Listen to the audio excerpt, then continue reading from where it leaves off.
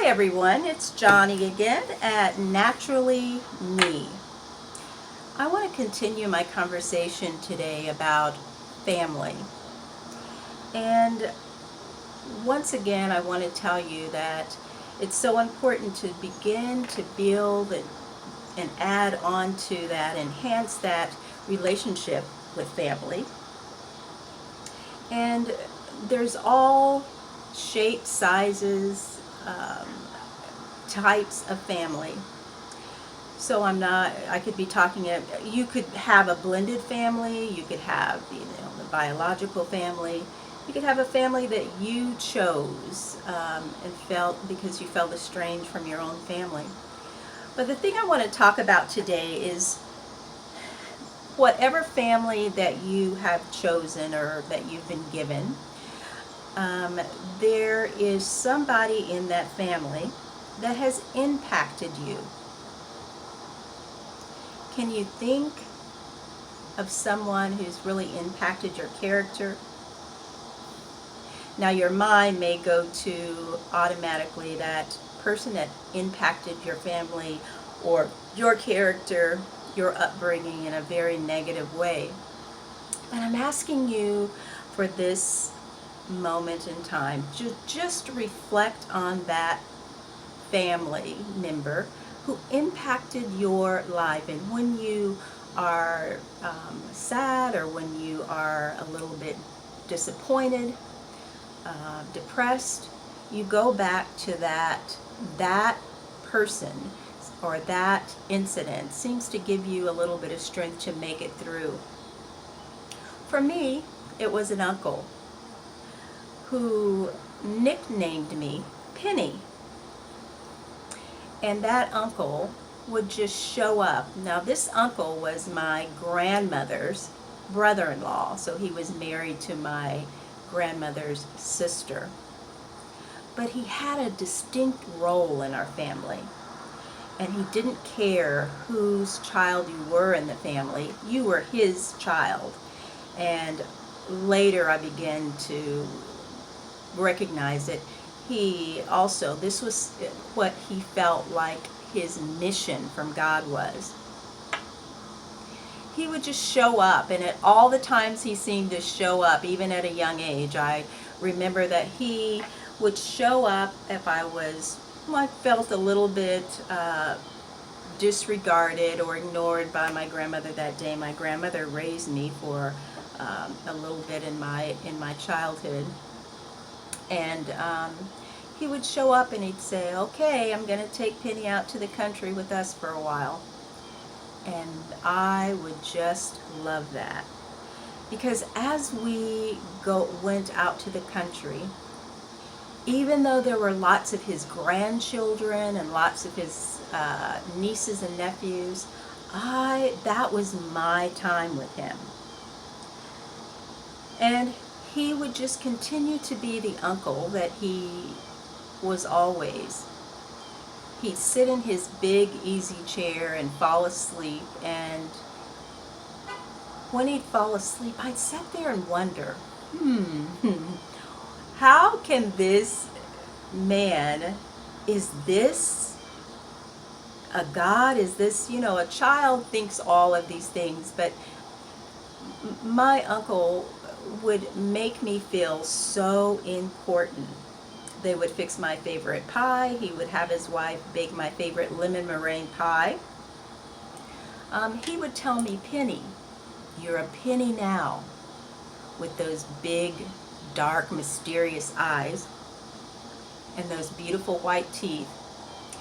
He would tell me, you're a penny now, but you are soon going to be more than a penny to God. And as I got older, he would say, now you're a nickel, now you're a dime.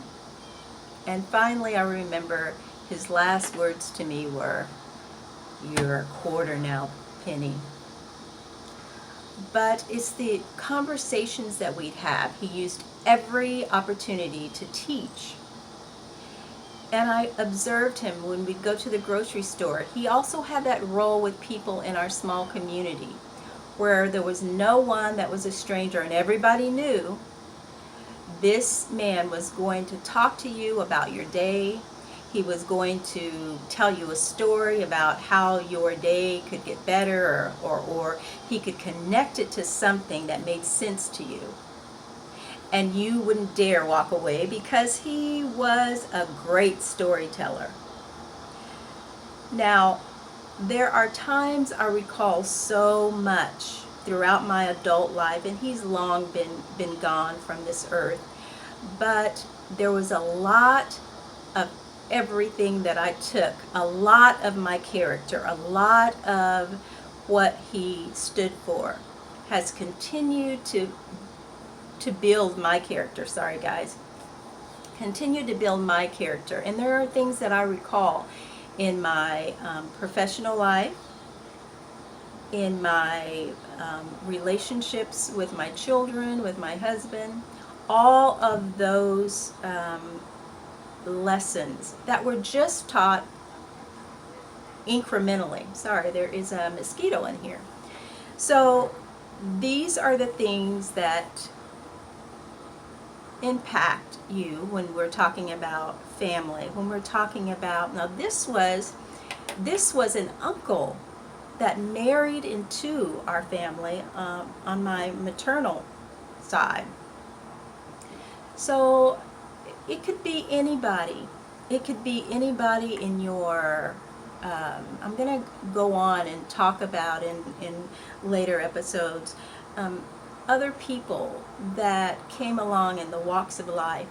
But I want you to just recall those things that you have learned from somebody that took the time and took the effort and felt like it was very important, that you were important enough to deposit some things in, that you were important enough to set time aside, and that you were important enough that their attentions were on you.